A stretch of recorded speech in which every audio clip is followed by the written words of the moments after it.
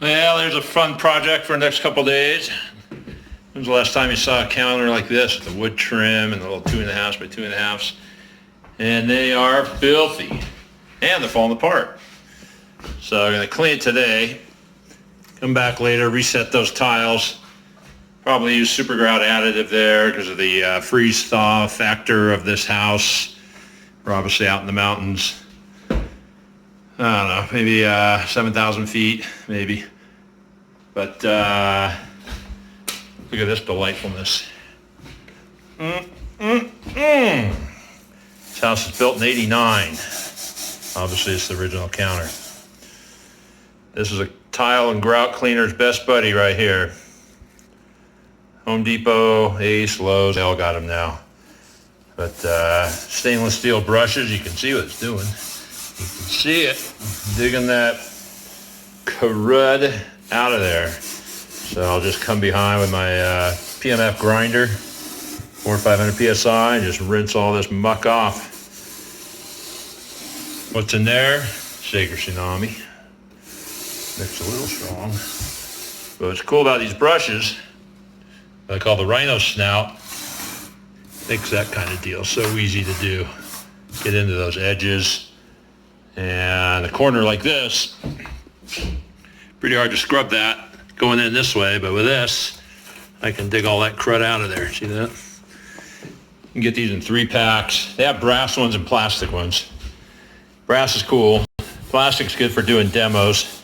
If you don't have your truck mount set up and you use a metal brush, especially one that's been used before, it'll oxidize and kind of stain the grout until you come along with your wand, your spinner, your grinder, whatever, and rinse that out. And if you're just doing demos, you obviously don't want to set up your truck mount.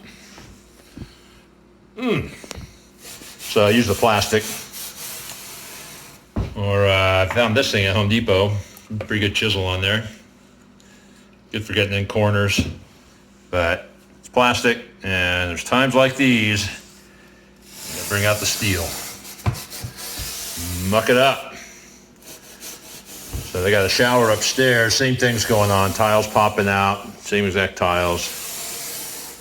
And I'm gonna spend a good amount of time there redoing the tub, and then a little seat where the tiles are popping. I'm doing all the carpet today. But you haven't gotten to that room yet, have you? Have I? Old school olefin.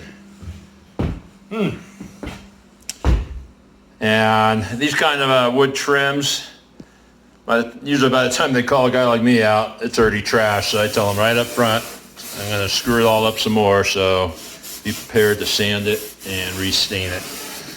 There's no way to keep your Tsunami or your master grout or whatever from eating that stuff up a little bit.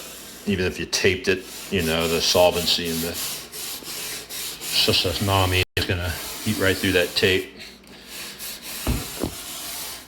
Yeah, I've done a bunch of these over the years. Never had anybody say anything about, oh, you messed it up.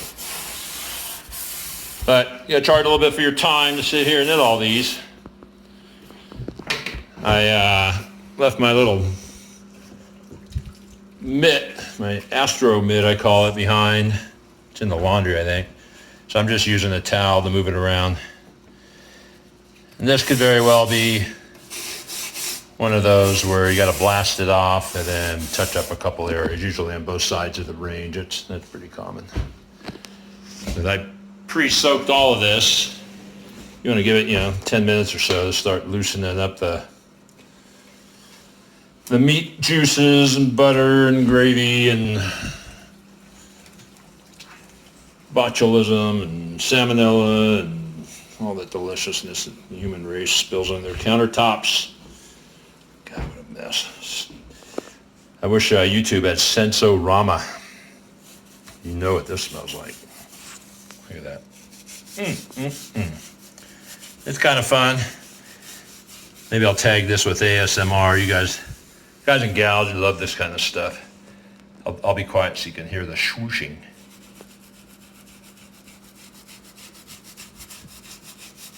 It's really nice, isn't it?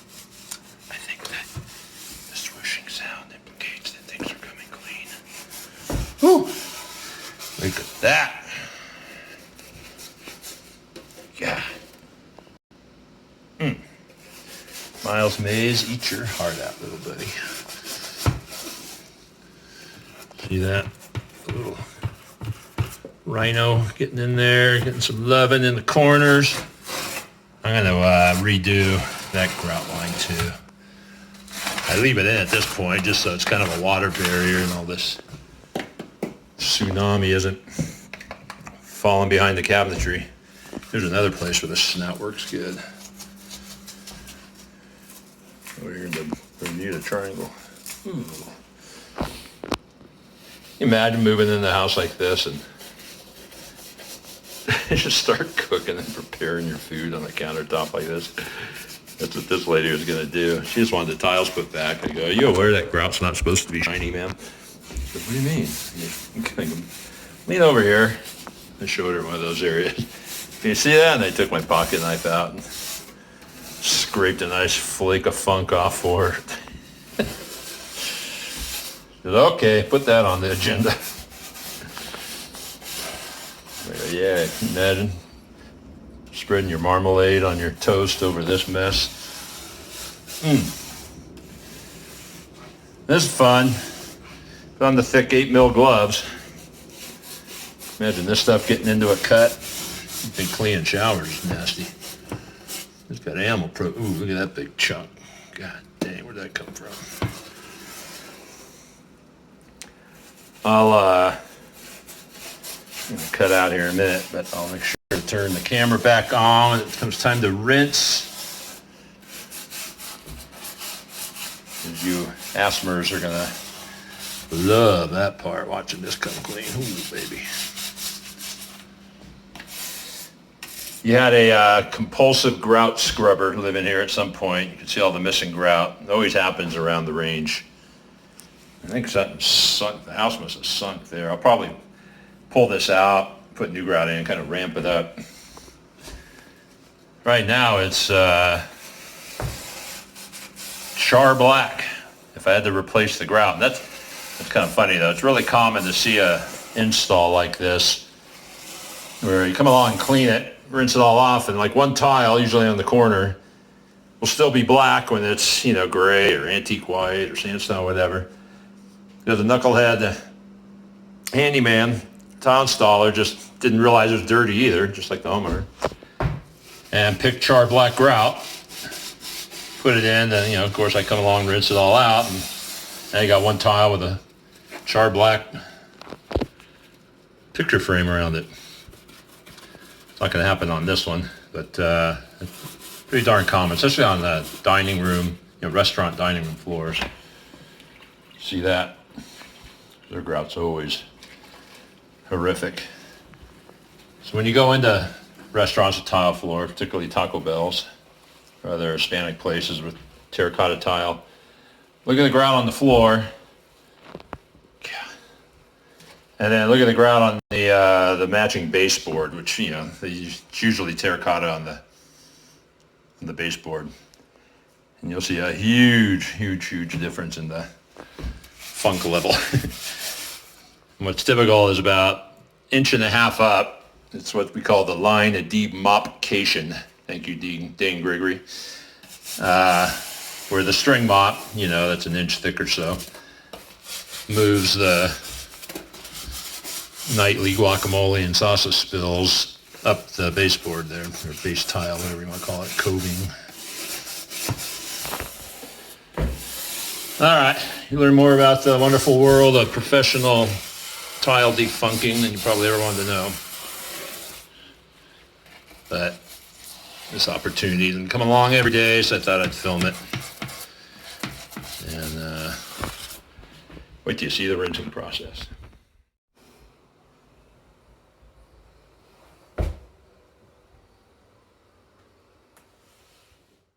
All right, here's the grinder, also known as the MB grinder, for some modifications I was part of. Anyhow, I got the rag over there. It's so damn noisy because the air is squeaking through that brush ring. So you can see the supply line goes to a wishbone spray jet system that's going to blast the grout and extract it through this vacuum line out to the truck. Let's pull that thing off. And see what happens here.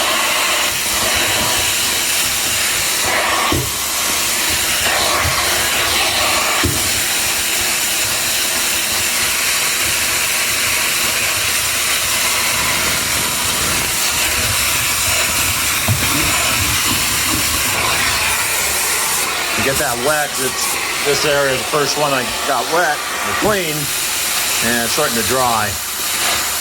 So I think I'm going to have to do one more gentle cleaning on here.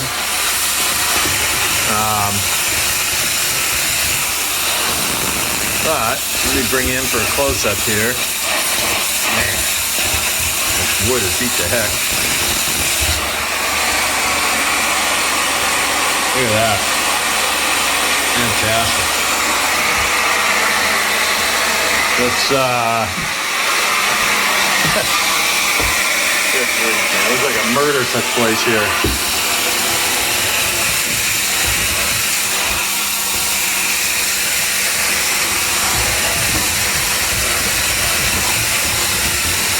Well, that is satisfying.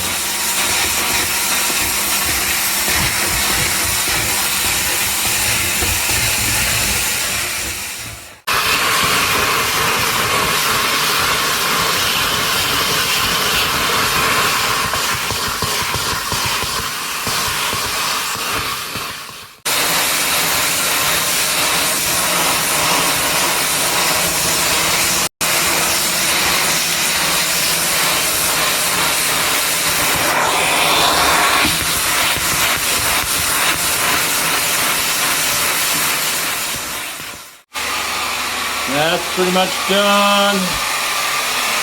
Looking killer over here. I just got the land of bread and butter left here. I am convinced the toaster is plugged into that, because it's just super thick. Super thick over here. But it's coming out real well, obviously.